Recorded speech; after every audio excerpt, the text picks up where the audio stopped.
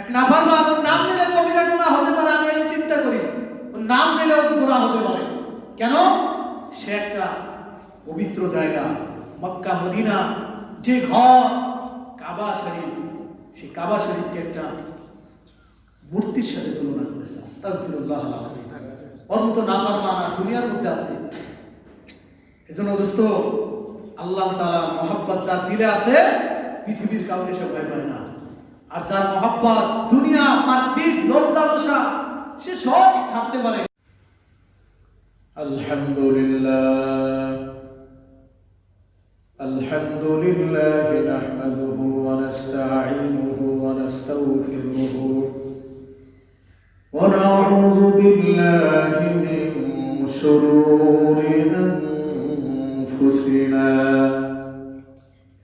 ওয়া মিন সাইয়্যাতি আ'মালিনা মান ইয়াহদিহিল্লাহু ফালা মুদিল্ল লাহু ওয়া মান ইউদ্লিলহু ফালা হাদিয়া লাহু ওয়া নাশহাদু আন্না সাইয়্যিদানা ওয়া সানাদানা ওয়া হাবিবানা ওয়া মাওলানা মুহাম্মাদান আবদুহু ওয়া রাসূলুহু الذي أرسله بالحق بشيرا ونذيرا وداعيا إلى الله بإذنه وسراجا وقمرا منيرا أما بعد فقد قال الله تبارك وتعالى في كلامه المجيد والفرقانه الحميد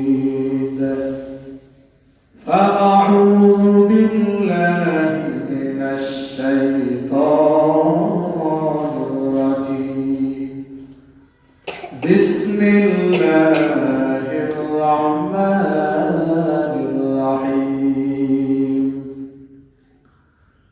والذين أشد حبا لله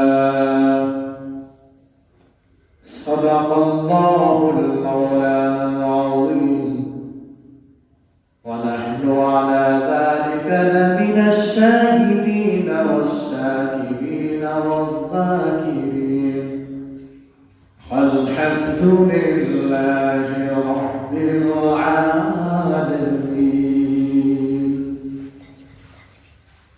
সকলে দুরূদ ইব্রাহিম পড়ি।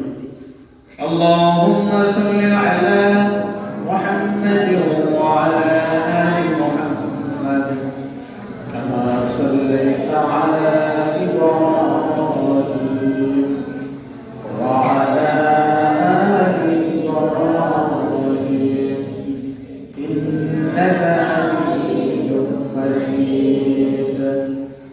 اللهم بارك على محمد وعلى آل محمد كما باركت على إبراهيم وعلى آل إبراهيم إنك حميد مجيد।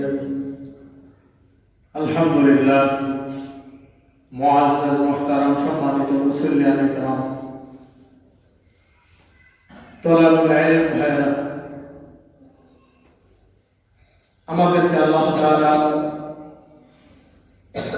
জামিয়া ইসলামিয়া দারুল উলুম জাফর আলী খান কওমি মাদ্রাসার উদ্যোগে এবং বাইতুল নূর জামে মসজিদের উদ্যোগে ইসলামী মজলিসের আল্লাহ তাআলা বসার এবং তিনি কিছু কথা মুযাকারা করার মতো তৌফিক যে আল্লাহ তাআলা ইনায়াত করলেন, রব্বে কায়নাতের দরবারে শুকরগুজার হচ্ছি। সকলে জবান খুলে শুকর আদায় করে নেই আলহামদুলিল্লাহ।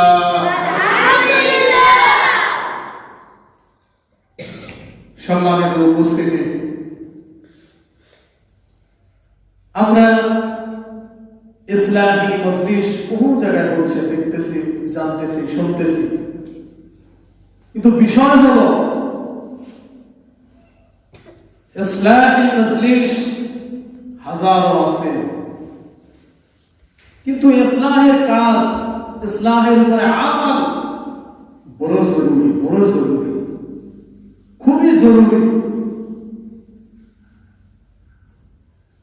আমার অভ্যাস যদি হয়, ব্যাস বুজুর্গানে কেরাম আসতেছেন, তাদের দূর দূরান্ত থেকে দাওয়াত দেওয়া হচ্ছে, আসতেছে, বয়ান শুনতেছি, বিভিন্ন মজলিস হচ্ছে, সেখানে আমরা যাচ্ছি দৌড়ে। কি জন্য? আমাদের একটু ইসলাম হয়, এই উদ্দেশ্যটাই কম।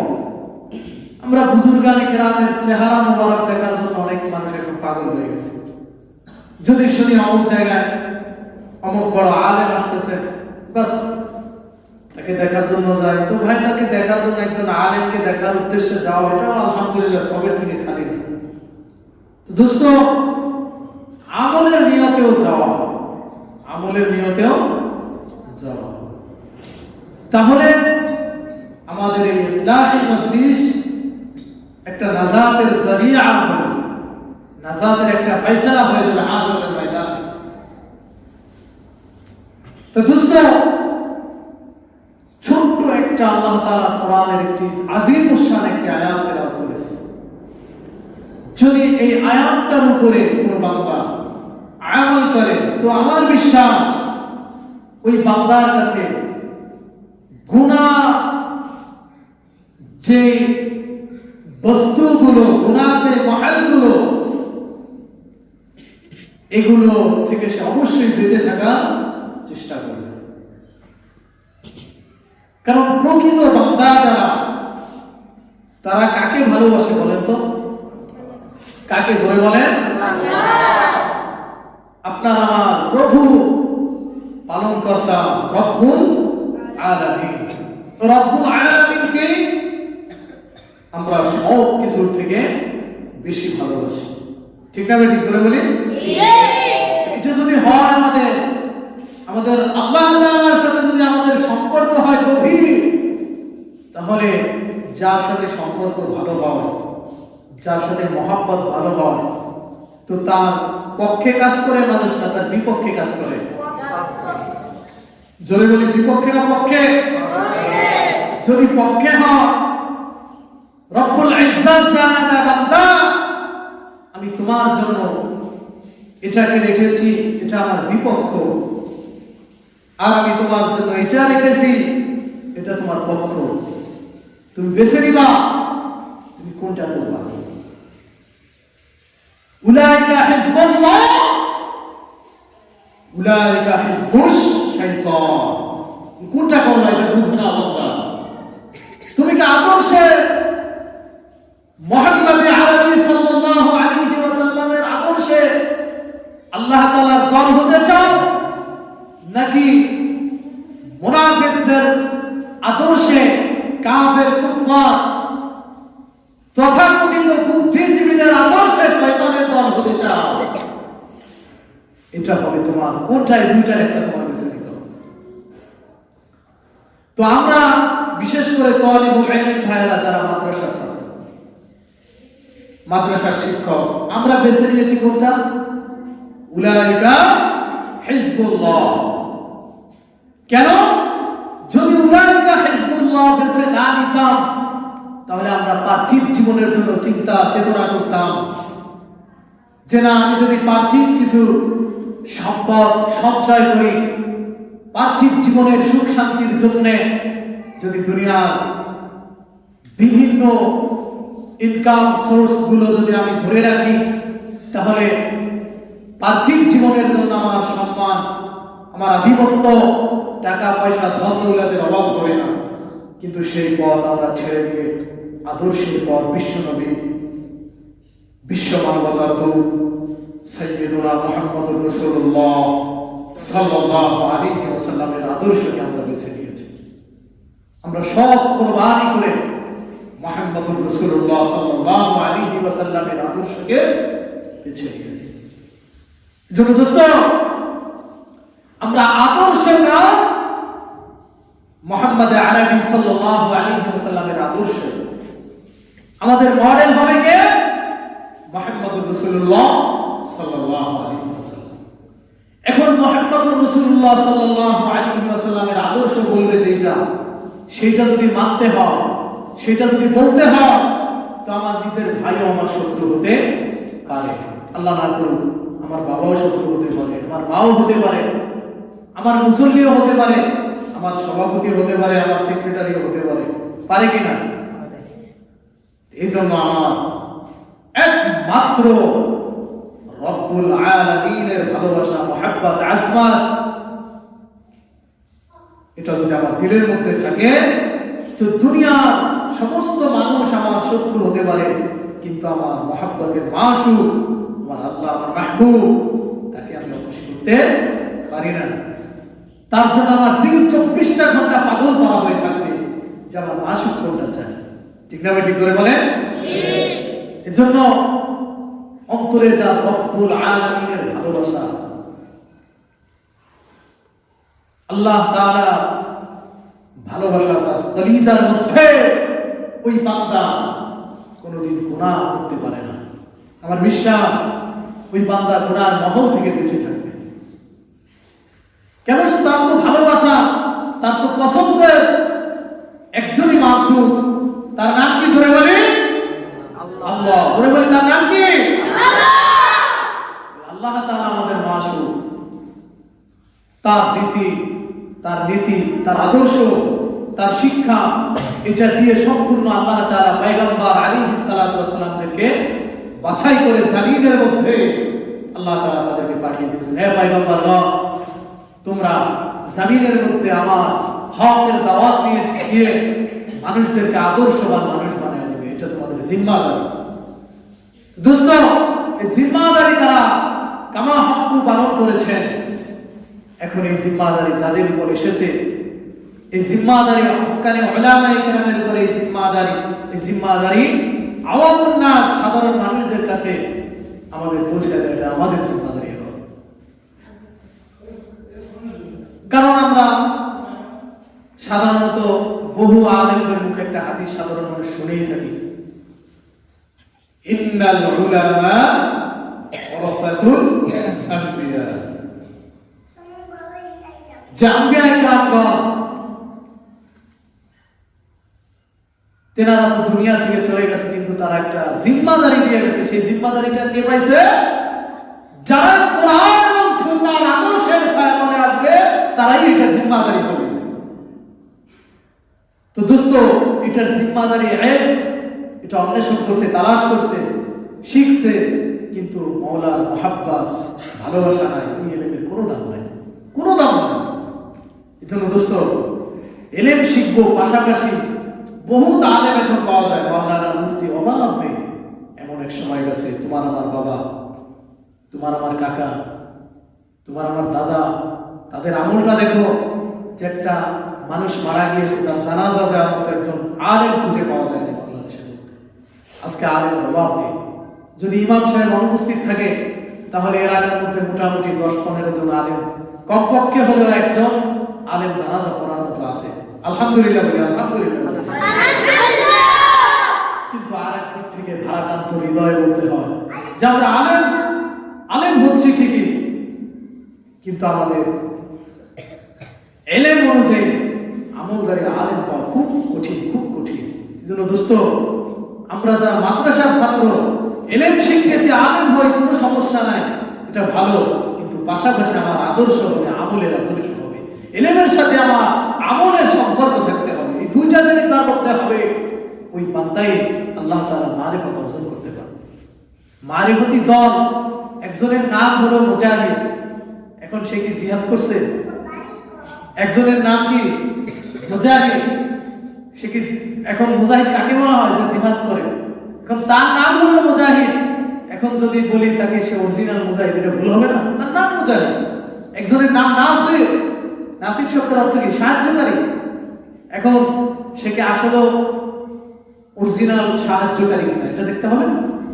খোঁজ নিয়ে দেখলাম যে না, সে সমাজের মধ্যে মানুষদেরকে আরো সাহায্য করা তো দূরের কথা, মানুষদেরকে আরো দুঃখ কষ্টের মধ্যে ফেলে দেয়, তাহলে তার নাম কি রাখবে মানুষ? তাকে বলবে মানুষ জালেম, অথচ নামটা কি? নাসির।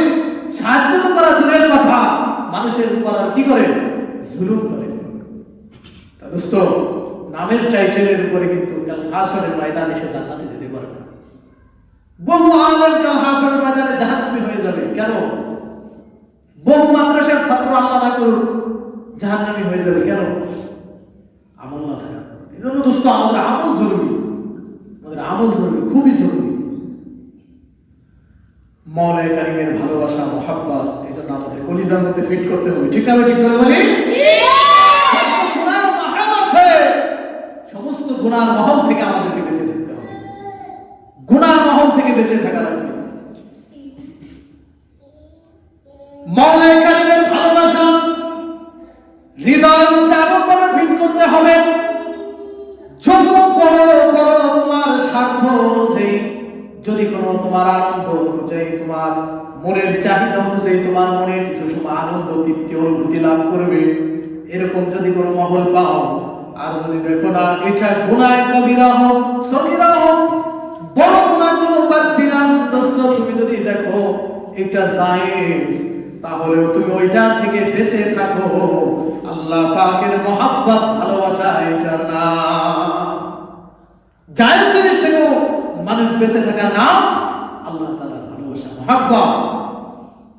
আপনার জ্বর হয়েছে, উদাহরণ, জ্বর হয়েছে, এখন আপনি জানেন যে একটা নাপা এক্সট্রা যদি খান তাহলে আপনার জ্বরটা ভালো হতে পারে। এরপরে আরো কিছু ট্যাবলেট আছে, তো আমরা জানি মোটামুটি। এরপর আপনি যদি বলেন হোমিও চিকিৎসা গ্রহণ করবেন, হোমিওতে জ্বরের জন্য আপনার মাইন্ডের উপরে ঔষধ দিলে আপনার জ্বর ভালো হয়ে যাবে।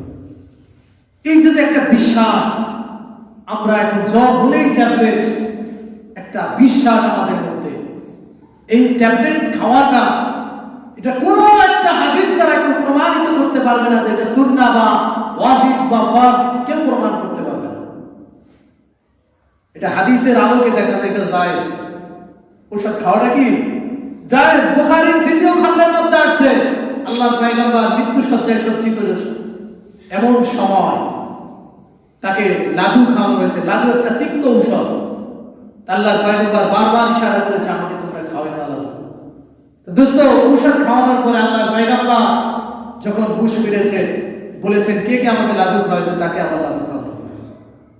তার মানে কি, যে আল্লাহর পয়গম্বর এখানে কি ঔষধের পক্ষে ছিল না বিপক্ষে? বিপক্ষে। কেন? উম্মতকে এটা শিক্ষা দিয়েছে যে দোস্ত, ঔষধ খাওয়াটা কোনো সুন্নাহ আমরা যে বলি, এটা কিন্তু আসলে আমাদের মৌখিক সুন্নাহ, নবীর আদর্শ না। তবে ঔষধ খাওয়াটা জায়েজ। ঔষধ খাওয়া কি জায়েজ। বেঁচে থাকা ভালো, তাকওয়া থাকবে আল্লাহ তাআলার দিকে। আমার জ্বর, আমার অসুস্থতা, আমার যত সমস্যা একমাত্র আল্লাহ তাআলার কদমে সিজদায় লুটে পড়ে আল্লাহ তাআলার কাছে চাইতে হবে। এটার নাম আল্লাযীনা আশাদ্দু হুব্বান লিল্লাহ। এটার নাম কি? আল্লাহ তাআলার ভালোবাসা। বান্দা পৃথিবীর মধ্য থেকে সমস্ত কিছুর থেকে একমাত্র ভালোবাসবে কাকে? আল্লাহ তাআলাকে, আর পৃথিবীর কাউকে না। সেই ভালোবাসাটা কিরকম হবে দোস্ত? হযরত ইব্রাহিম আলাইহিস সালাতু ওয়াস সালাম, আল্লাহর খলিল, তার ভালোবাসাটা কেমন ছিল দোস্ত? একটু উদ্ঘাটন করলে দেখা যায় আল্লাহর পয়গম্বর হযরত ইব্রাহিম আলাইহিস সালাতু ওয়াস সালামের ঘটনা কে না জানে। ঘটনা বলা উদ্দেশ্য না, সংক্ষিপ্ত কথা, উদাহরণের জন্য বলতেছি।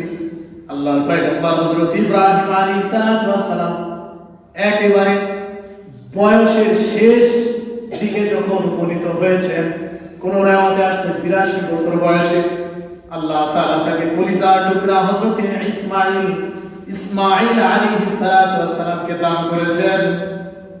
আল্লাহ তাআলা এত বছর পরে তাকে একটা সন্তান দান করেছে। সেই সন্তানটা কোনো দুনিয়ার সাধারণ সন্তান, একজন পয়গম্বর হবে। তার প্রতি কেমন ভালোবাসা ধরে বলেন, কেমন ভালোবাসা ধরে বলেন। ভালোবাসাটা কেমন ছিল তার কলিজার মধ্যে? অনেক কিনা? হ্যাঁ, অল্প না অনেক? অনেক ভালোবাসা। অনেক ভালোবাসা আল্লাহ তাআলা পরীক্ষা নিয়েছেন পয়গম্বর ইব্রাহিম আলাইহিস সালাতু ওয়াস সালামকে। দুনিয়ার মানুষকে দেখায় দিয়েছে, যাকে আমি এত শেষ বয়সে উপনীত হওয়ার পরে একটা সন্তান দিলাম, এই সন্তানের ভালোবাসা তার ভিতরে বেশি নাকি নাকি আমার প্রতি ভালোবাসা বেশি, এটা মানুষের কাছে নজির করে দিয়েছেন আল্লাহ তাআলা। কুরবানির ঘটনা, ইতিহাস কোথায় রেখে এসেছেন মা হাজরা আলাইহিস সালাতু ওয়াস সালামকে এবং ইসমাঈল আলাইহিস সালাতু ওয়াস সালাম নিজের সন্তানের গলায় ছুরি বসিয়েছেন। কি জন্য? কি জন্য? ওয়াল্লাযীনা আশাদ্দু হুব্বান লিল্লাহ, একটাই কারণ, মাওলায়ে কারীমের ভালোবাসা কলিজার মধ্যে। সন্তানের ভালোবাসা কিন্তু আল্লাহর ভালোবাসার থেকে বড় হয় না। তার সবকিছুর থেকে ভালোবাসা ছিল কার প্রতি? মাওলায়ে কারীমের প্রতি।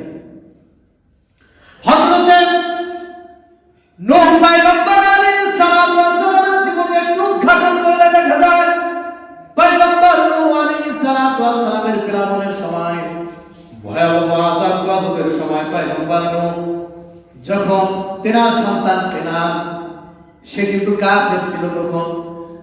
দোস্ত, হযরত ইব্রাহিম আলাইহিস সালাতু ওয়াস সালাম বারবার তাকে দাওয়াত দিয়েছে, গ্রহণ করে নাই।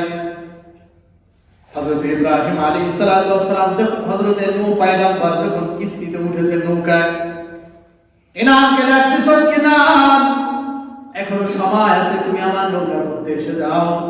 বারবার সন্তানের মহব্বত। আল্লাহর পয়গম্বর নূহ আলাইহিস সালাতু ওয়াস সালামকে রব্বুল আলামিন ডাক দিয়ে বললেন, পয়গম্বর আর মহব্বত কলিজার মধ্যে রাখা যাবে না। সে আপনার রবের বিরোধিতা করেছে, আপনার হতে পারে সন্তান, সে আমার বিরোধিতা করেছে। আপনার আদর্শ, আপনার রব, তার আদর্শ, তার আনিত দ্বীনকে অস্বীকার করেছে। আর একবারও তাকে ডাক দেওয়া যাবে না। পয়গম্বর তার নিজের সন্তান বাস চলে গেছে, ছেড়ে দিয়েছে, চলে গেছে, ধ্বংস হয়ে গেছে, না গেছে না? কি জন্য? তার তো সন্তান ছিল, আল্লাহ তাআলার কাছে দোয়া করছে। এরকম কোনো নজিরও নাই যে আল্লাহ আমার সন্তান তেনাকে আপনি প্লাবন থেকে বাঁচান, এরকম কোনো নজির নাই। বরং আল্লাহ তাআলা নিষেধ করছে, পয়গম্বর আপনার রবের বিরুদ্ধে চলে গেছে, ওর জন্য আর কোনো কাজ হবে না, ওকে আর ডাক দিবেন না, আপনি চলে যান। পয়গম্বরকে ইশারা দিয়েছেন আল্লাহ তাআলা। তো এই ভালোবাসাটা আল্লাহ তাআলার দিকে বেশি ছিল, সন্তানের মহব্বত তাকে কিন্তু আল্লাহ তাআলার ভালোবাসা থেকে বিরত করতে পারে না। পারছে? এটার নাম হলো ওয়াল্লাযীনা আশাদ্দু হুব্বান লিল্লাহ। আল্লাহ তাআলাকে সমস্ত কিছুর থেকে অধিক পরিমাণে ভালোবাসতে হবে।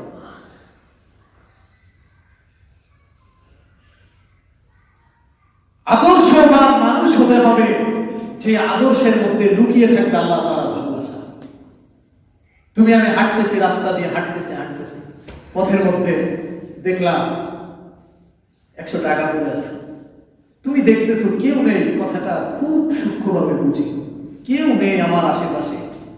আমি চিন্তা করলাম, কেউ যেহেতু নেই, 100 টাকা, টাকার লোভ লালসা দুনিয়ার প্রত্যেকটা মানুষের ভিতরে কম বেশি থাকে, কিন্তু আল্লাহ তাআলার ভালোবাসা তাকে ওর থেকে ফিরায় রাখে। ঠিক না বেঠি? জোরে বলি ঠিক না বেঠি? বান্দা, তুমি যাচ্ছ মাদ্রাসার ছাত্র, তোমার আদর্শ হবে এমন যে তুমি ওই 100 টাকা পেয়েছো, পাওয়ার পরে তুমি এই নিয়তে উঠাতে হবে যে টাকাটা জারি হোক, আমি কষ্ট হোক, আমি তার কাছে পৌঁছে দিব। এই চিন্তা চেতনা নিয়ে তুমি টাকাটা দিতে পারবে না, জায়েজ না, হারাম। তুমি টাকাটা ধরার আগে চিন্তা করতে হবে, আমি টাকাটা যে তুলবো, আমি কি জন্য তুলবো। আর তুমি যদি চিন্তা করো দোস্ত আমার পকেটের মধ্যে টাকাটা ঢুকাবো, তাহলে তোমার সাথে সাথে তোমার ব্রেনে কাজ করতে হবে যে কেউ না দেখুক, কিন্তু আমার আরশে আজিমের মালিক যে আল্লাহ আমাকে সৃষ্টি করছেন, ওই রব আমার দিকে তার কুদরতি নজর দিয়ে রেখেছে। আমাদের ভিতর কি থাকতে হবে। আমি আমার বরত্বের জন্য বলি না, আমার ছোট্ট একটা অর্থে আমি অনেক সময় তো বলি, আমার খুব মনে পড়ে, বিশেষ করে এই বিষয়ে আলোচনাটা আসলে আমার খুব মনে পড়ে। আমি তখন গহরডাঙ্গা মাদ্রাসায় সম্ভবত ইয়াজদহমে পড়ি, অর্থাৎ প্রথম জামাত। আমি আমাদের গহরডাঙ্গা মাদ্রাসায় তো জাইগির সিস্টেম, মানে লজিং সিস্টেম আছে, বোর্ডিংও খাওয়া যায়। আমি দুপুরে একবেলা খানা খেতাম এক বাসায়। তা আমি সেখানে যাচ্ছি টিফিন কারি হাতে, আমি হাঁটতেছি, আমার সামনে একটা মুরব্বী আছে। হঠাৎ করে মুরব্বীর পকেট থেকে মনে হলো যে কিছু টাকা পড়েছে, পরে দেখলাম আসলে টাকা। মুরব্বী হেঁটে বাজারের মধ্য থেকে অনেক দূরে চলে গেছে। আমার বয়স তখন কত, আর কেবল ইয়াস দহমে পড়ে হয়তো 15ই হবে। তা আমি দেখে সাথে সাথে আমি টাকাটা নিয়ে আমি দৌড় মারছি ওনার দিকে। দৌড়িতে দৌড়িতে আমি ওনাকে গিয়ে, আঙ্কেল একটু দাঁড়ান, এই টাকা আপনার কি কোনো টাকা পড়েছে কিনা দেখেন তো। এখন উনি পকেটের মধ্যে হাত দিয়ে বলতেছে, হয় রে টাকা হয়, হয় রে টাকা হয়, মানে উনি অস্থির হয়ে গেছে। তা আমি বললাম যে এই টাকাটা নাকি দেখেন। এখন আসলে দেখলাম ওনার পকেটের, বুক পকেটের মধ্যে তল থেকে একটু ছেঁড়া আছে। তা উনি বললো, আমি বললাম কত টাকা, বলতেছে 150 টাকা নাকি যাবো। পরে উনি গুনে দেখলো 150 টাকাই। উনি বলতেছে, বাবা আমি আজকে কিষান দিয়ে, কামলা দিয়ে এই টাকাটা পেয়েছি, আমি চাউল কিনে এটা বাসায় নিব, তারপর আমার সন্তানেরা খাবে। আল্লাহু আকবার বলতে ইচ্ছা করে না? আরো জোরে বলি আল্লাহু আকবার। আমার চোখে পানি চলে আসছে, সুবহানাল্লাহ, আজকে যদি এই টাকাটা অন্য কেউ পেত কি হতো বলে, যদি নিয়ে যেত। তখন উনি আমাকে বলতেছেন, হুজুর আজকে আমার জীবনে এই পর্যন্ত 3বার আমার টাকা হারিয়ে গেছে, আর 3বার হুজুররা পেয়েছে, 3বার হুজুররা দিয়েছে। আল্লাহু আকবার বলেন। আজকে সেই আলেমদের বিরুদ্ধে তুমি কথা বলো না, ভাববা তোমার মতো কাফের আর দুনিয়ার মধ্যে নাই। তুমি তাদের বিরুদ্ধে মিছিল দাও। কি মিছিল দাও? আলেমদের 2 গালে জুতা মারো তালে তালে। আমার কথাই বলি, দ্বীন ইসলামের 2 গালে জুতা মারো তালে তালে। তুমি যার কথা বলছো তার নাম নিলে তো আমার কলিজা কাঁদে। তুমি যার নাম নিছো সারা পৃথিবীর মধ্যে সমস্ত মানুষ এক কাতারে দাঁড়াবে, আর তাদের মতো একজন ব্যক্তি এক কাতারে দাঁড়াবে। তুমি তার পায়ের যে ধুলো, সেই পরিমাণ দাম তোমার মধ্যে না। ঠিক না? ঠিক করে বলে মামুনুল হক সাহেবের নাম নাও, মিছিল দাও তার 2 গালে। তুমি মুসলমানের সন্তান, আমার মনে কোনো কষ্ট থাকতো না যদি আমি দেখতাম এই সন্তানটা কোনো ইহুদি, কোনো খ্রিস্টান, কোনো বৌদ্ধ, কোনো নাস্তিক, কোনো মুরতাদ, কোনো ইয়াহুদি, তাদের সন্তান এই স্লোগান দিচ্ছে। আমার কোনো দুঃখ নেই, সে তো বেদী নাফরমান, সে তো এমনি জাহান্নামে চলে যাবে। কিন্তু তুমি মুসলমানের ঘরে জন্ম নিছো, তোমার একটু ভয় নাই কলিজার মধ্যে? তোমার একটু ভয় নাই? তোমার একটু ভয় নাই? তুমি কার উত্তরসূরি? তোমার ভিতরে কার আদর্শ থাকবে? তুমি তো এমনি নামাজ পড়ো না, তুমি রোজা রাখো না, হজ করো না। আর সে যারা তোমাদের চরিত্রকে গঠন করে, যারা পথের একটা টাকাকে তুলতে ভয় পায়, তাদের আদর্শ নিয়ে তুমি কথা বলো। আফসোস, তোমার মতো নাফরমান পৃথিবীর মধ্যে আর নাই। যারা আলেমদেরকে এই ধরনের কথা বলবে, ফতোয়ায়ে দুররে মুখতার খুলে দেখেন, স্পষ্ট ভাবে বলতেছি, তাদের কালিমা মৃত্যুর পূর্বে নসিব হবে তো না। আল্লাহ তাআলা যদি ঈমান দেয় আলহামদুলিল্লাহ, এবং তাদের ঈমান চলে গেছে, তাদের নতুন করে কালিমা নবায়ন করতে হবে। এবং স্ত্রী তালাক হয়ে গেছে, তাদের স্ত্রীর বিবাহ বন্ধনে আবার আবদ্ধ করতে হবে। তুমি কি মনে করছো রাসূল জিম্মাদারি দিয়েছে তাদেরকে তুমি জুতা দিবা? বোকার দল, তোমার ভিতরে এখনো রাসূলের আদর্শ কেন আসে নাই? তুমি চিন্তা করো না। এই করোনার মধ্যে একটু চিন্তা করেন, এই করোনার সময় কে ছিল তোমার? কোন বাবা ছিল? এই করোনার মধ্যে যারা মারা গেছে কে গোসল দিছে? যদি একজন প্রমাণ করতে পারেন যে যুবদল, যুবলীগ, বিরোধী দল, পক্ষ, এরশাদ, প্রেসিডেন্ট এরশাদের দল, যেই দলই বলে, কেউ যদি প্রমাণ দেখাতে পারে যে একটা ব্যক্তি দুনিয়ার মধ্যে করোনা রোগীকে গোসল দিছে, তাহলে আপনি যা বলবেন, যদি সেটা জায়েজ হয় মেনে নিব।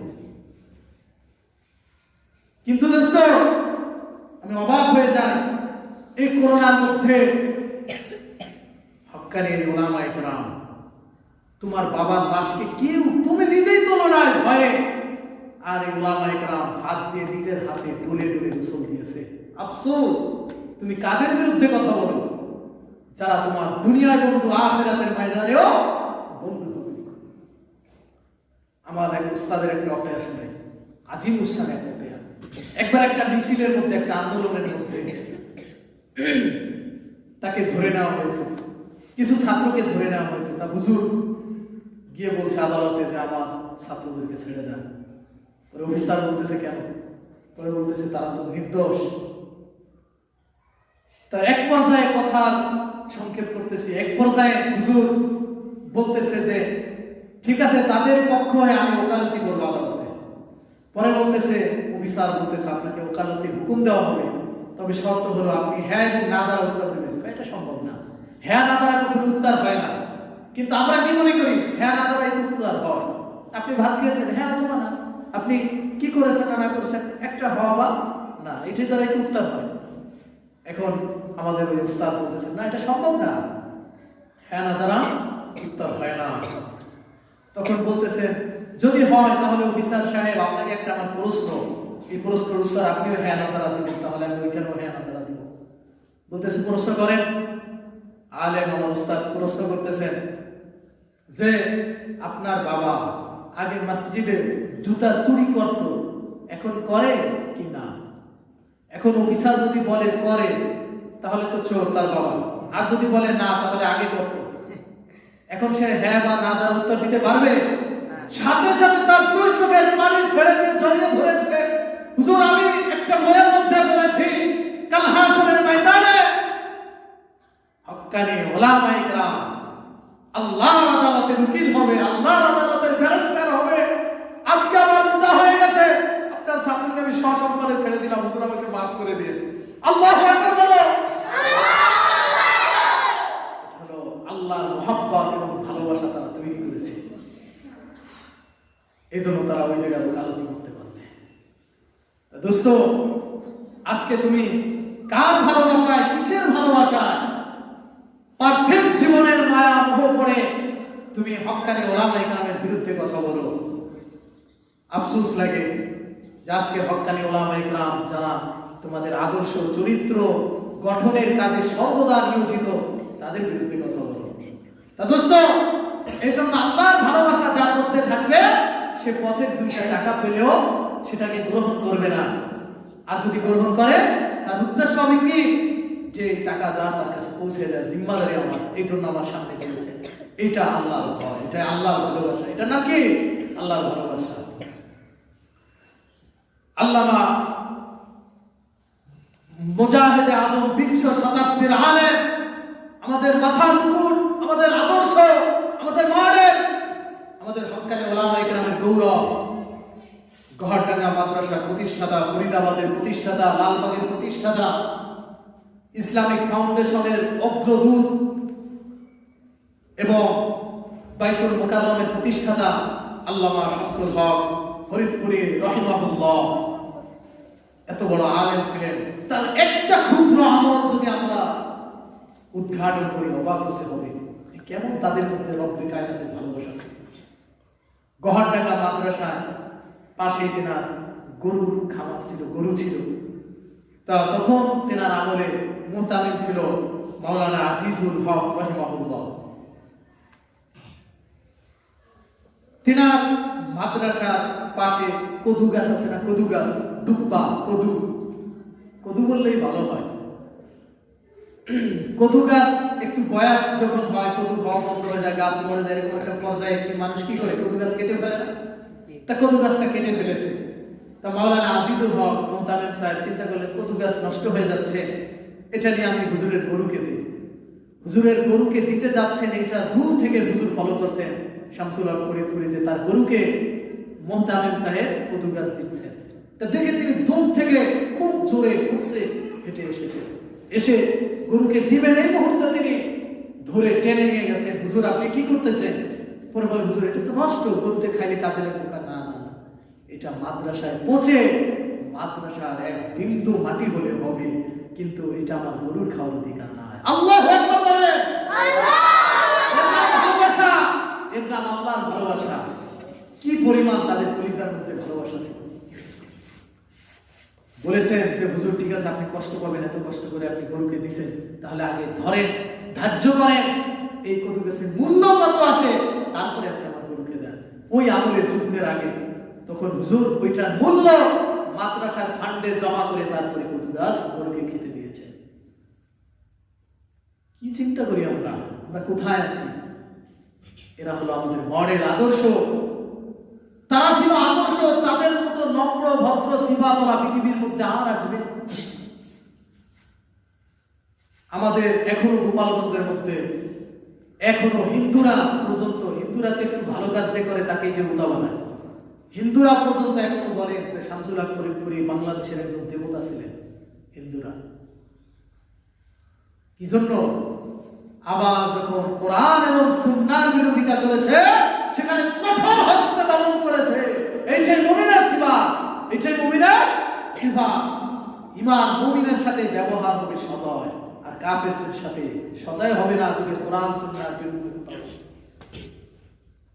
আজকে কোরআন সুন্নাহ বিরোধী যত কাজ হবে, এটার বিরুদ্ধে যারা ভূমিকা নেবে তারাই হক্কানি আলেম।